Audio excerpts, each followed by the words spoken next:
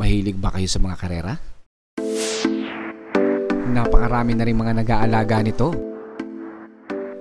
Isa ka rin dito, no? Marahil nararamdaman mo rin ang nararamdaman ng bawat isa. Magmula sa breeding, sa viewing, hanggang sa mag-toss o mag-road training ng mga ibon natin.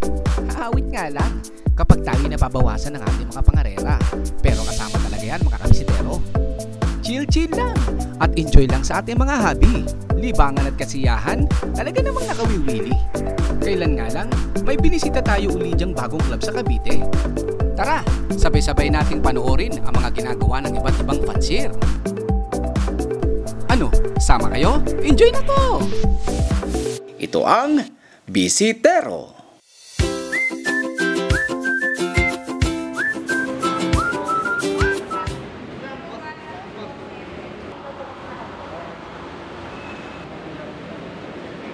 Masyadong busy ang mga fancier at mga namumuno dito.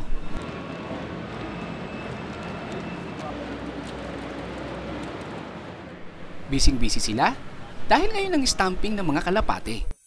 Ito ang panahon na tinatataka ng mga pakpak ng mga ibon. Sa mga YB o young bird lang ginagawa yan mga kabisitero. Kaya sa may mga old bird naman na katulad ko, chill-chill lang tayo. Dahil may hiwalay na palaro para dito. Coordinator sir na sila. Kayo po coordinator. Bali, nakapaglaro na po kayo ng from the start sir ng CSPA. Kamusta naman po yung laro nyo?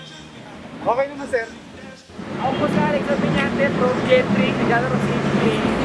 Ako naman si Edward Dresos, Ari Kawanolok, naglalaro sa CSPA. Kami first start next po yun po. Ako na po galing sa kuya. Mayroon ng Taguig, tapos lulimot ako sa Cavite. Ayun, naglalaro. Yan ang mga ilang members sa club na to. Pistero. Tingnan niya natin kung ano pa yung mga ginagawa nila.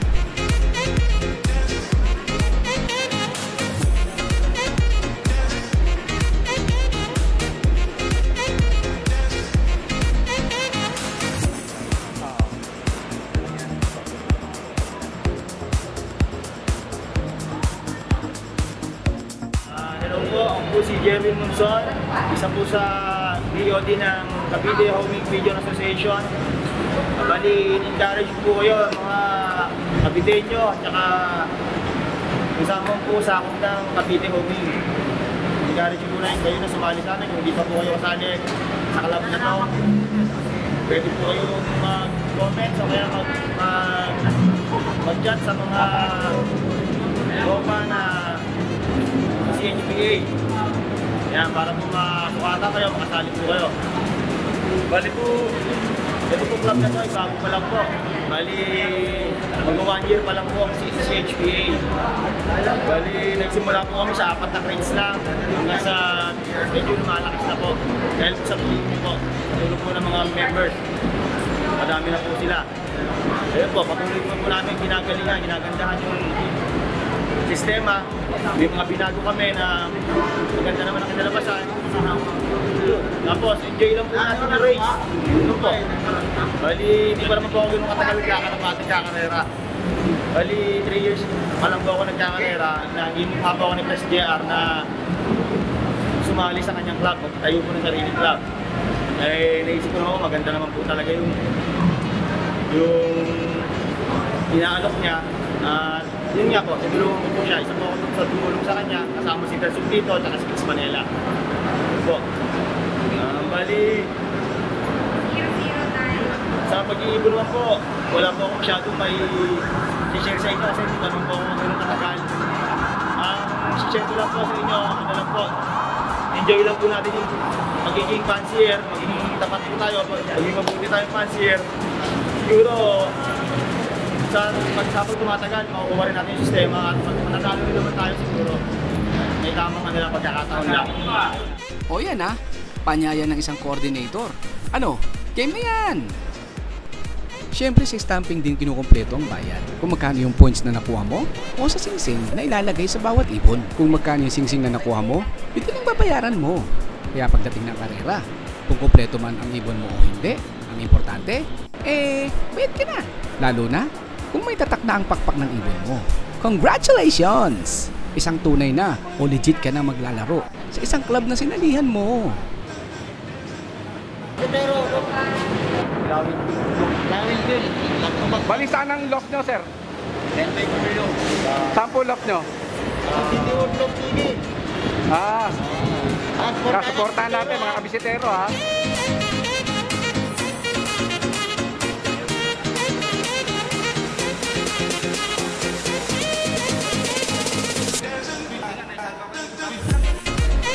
Ganyan talaga kasarap mag-ibon. Marami ka nakikilala, nalilibang ka pa, lalo pag karera na.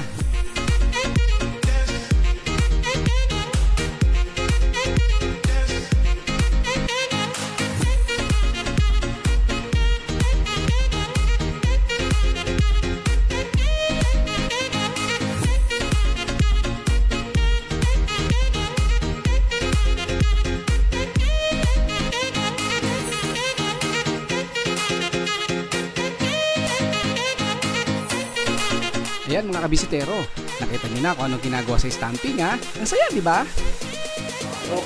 Salamat, Turo. Cavite Homing Pigeon Association. Salamat, Isidero. Salamat, Isidero. Robot Atlas, CHPA. Salamat, Isidero. Maganda nga pa no, mga kabisitero. Ito nga, tumalaki yung scope natin. Nandito ginaganap natin yung stamping. Para sa itin, saan niyo po yung mga magandang kalaro natin na darating. At asusahan nyo rin sa South. Meron na po tayo sa Laguna, sa Alabang. Abangan niyo po yan. Salamat, kabisitero.